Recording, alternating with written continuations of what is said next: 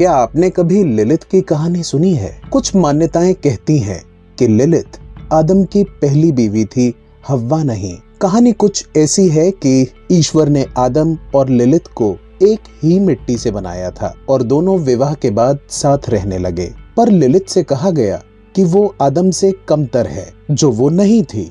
वो हर हाल में आदम के बराबर थी और किसी भी तरह वो आदम से कमतर नहीं थी, जो ना आदम को मंजूर था ना ईश्वर को। उसकी ताकत और सेक्स ड्राइव भी कहीं से आदम से कम नहीं थी।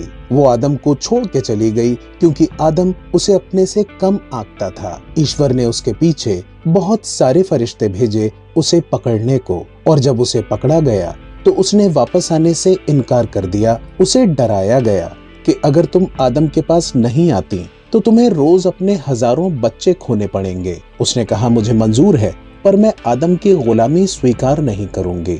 आप कहीं भी लिलित की कहानी पढ़िए, पहला सेंटेंस पढ़ने को मिलेगा कि वो ईविल थी। स्त्री ईविल हो जाती है यदि वो पुरुष की गुलामी स्वीकार ना करे। वो ईविल हो जाती है अगर वो अपनी शारीरिक इच्छाओं का ध्यान रखे। वो ईविल हो जाती है यदि वो झुकने से इनकार कर दे। और फिर पुरुषों का ईश्वर पुरुष के लिए उसकी गुलामी सहने वाली हव्वा बनाता है और उसे एक नेक स्त्री के खिताब से नवाजता है।